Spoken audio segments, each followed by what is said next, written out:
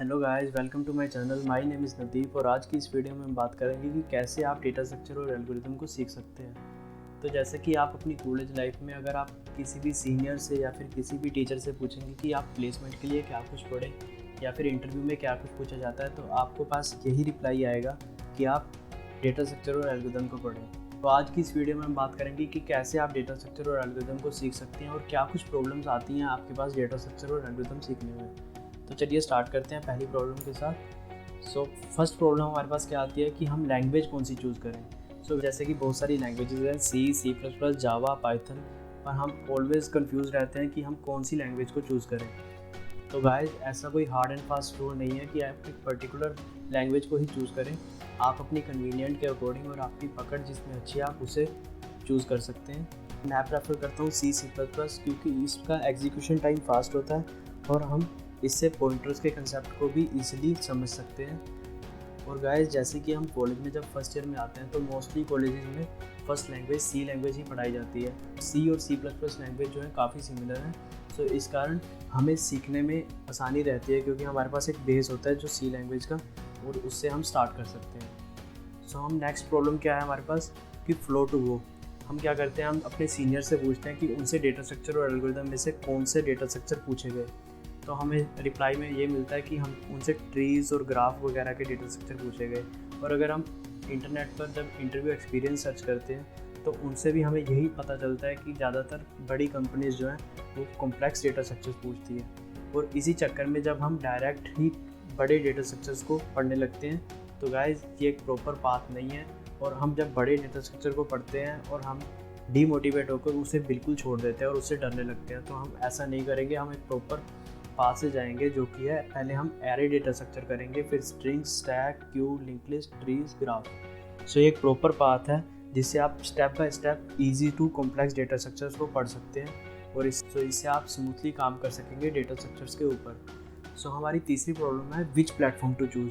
जैसे कि आपने देखा होगा बहुत सारे प्लेटफॉर्म अवेलेबल हैं, जैसे कि Geeks for Geeks, HackerEarth, CodeChef, HackerRank, Codeforces. हम हमेशा कंफ्यूज रहते हैं कि कौन से प्लेटफॉर्म को चूज़ करें। और कई बार ऐसा होता है कि हम जस्ट डेटा स्ट्रक्चर को स्टार्ट करते हैं और कोडशेफ के क्वेश्चंस को सॉल्व करने चले जाते हैं, बट वो प्लेटफॉर्म कॉम्प्लेक्स है और हम कॉम्प्लेक्स क्वेश्चंस को देख के डर जाते हैं और इस कारण डीमोटिवेट होकर बिल्कुल उस प्लेटफॉर्म को छोड़ देते हैं। गाइस, आज मैं बताऊंगा कि आप किस प्लेटफॉर्म से स्टार्ट कर कहाँ तक जा सकते हैं। चलिए स्टार्ट करते हैं।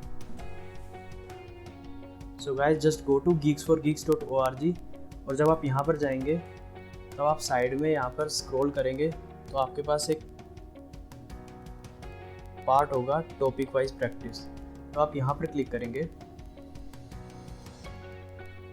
यहाँ पर क्लिक करने के बाद हम डेटा स्ट्रक्चर वाले सेक्शन में जाएंगे और हम फर्स्ट डेटा स्ट्रक्चर एरे से स्टार्ट करेंगे। जस्ट क्लिक ऑन दिस और यहाँ पर आपके पास एरेज के सारे क्वेश्चंस आ गए। अब यहाँ से आप इस पाथ से डिफ़िकल्टी भी सेट कर सकते हैं। तो हम पहले स्कूल लेवल के क्वेश्चंस करेंगे, उसके बाद बेसिक, फिर इजी। हम डायरेक्ट इजी, मीडियम या हार्ड लेवल के क्वेश्चंस नहीं करेंगे। हम पहले देखेंगे कि हमसे स्कूल लेवल के क्वेश्चंस हो रहे हैं या फिर नहीं हो रहे। अगर हम स्कूल लेवल के कर पा रहे हैं, बेसिक के कर पा रहे हैं, तब हम ईजी और मीडियम पर जाएंगे। इसमें आप पर्टिकुलर, जैसे कि ये क्वेश्चन है सम ऑफ एरे एलिमेंट, हम इस पर क्लिक करेंगे। इसके ऊपर क्लिक करने के बाद आपके पास एक प्रॉब्लम आएगी। ये आपके पास प्रॉब्लम स्टेटमेंट है। प्रॉब्लम स्टेटमेंट में इनपुट आउटपुट फॉर्मेट दिया हुआ है और ये यहाँ पर आपको अपना कोड लिखना है। तो गाइस, जैसा कि आप देख सकते हैं, अगर आप इस प्रॉब्लम में कहीं पर भी स्टक हो जाते हैं तो आपके पास यहाँ पर एडिटोरियल है, आप एडिटोरियल पर क्लिक कर सकते हैं। एडिटोरियल पर क्लिक करने के बाद आपके पास लिंक आएगा। आप उस लिंक पे क्लिक करेंगे तो आपके पास उस पर्टिकुलर प्रॉब्लम के डिफरेंट सोल्यूशन मिलेंगे हर लैंग्वेज में। तो आप एक पर्टिकुलर क्वेश्चन को सॉल्व करने की डिफरेंट अप्रोचेस को देख सकते हैं। और देखिए, यहाँ पर वीडियो भी गिवन है, आप वीडियो से भी पढ़ सकते हैं।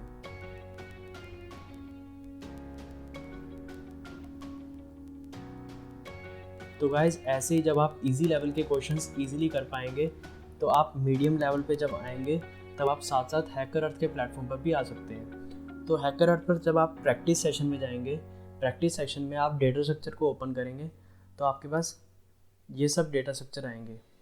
आप यहाँ से भी क्वेश्चंस को सॉल्व कर सकते हैं। तो गाइस हैकरअर्थ का प्लेटफॉर्म मैं इस कारण सजेस्ट कर रहा हूँ, जैसा कि आपने देखा होगा एक पर्टिकुलर क्वेश्चन जो Geeks for Geeks पर है उसकी प्रॉब्लम स्टेटमेंट काफ़ी सिंपल है।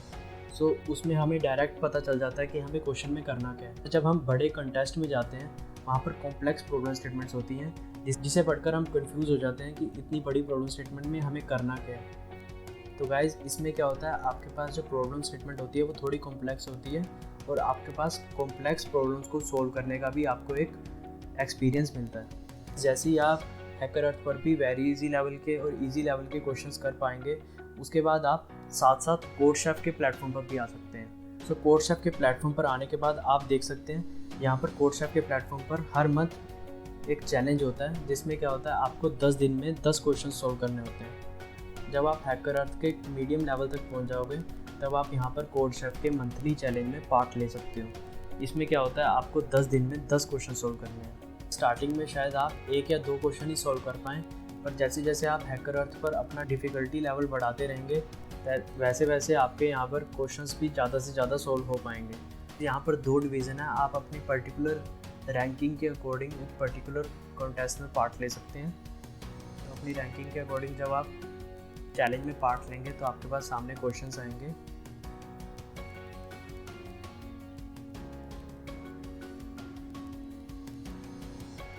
तो जैसे कि ये क्वेश्चंस हैं, आपको इन्हें 10 दिन में क्वेश्चंस को सॉल्व करना है। तो आपके पास यहाँ पर लंबा टाइम होगा और इस कारण आप इजीली क्वेश्चंस को देख सकते हैं और उनके बारे में सोच सकते हैं। तो ओके गाइस, ये आपके पास एक प्रॉपर वे है जिससे आप डेटा स्ट्रक्चर और एल्गोरिथम को अच्छे से सीख सकते हैं।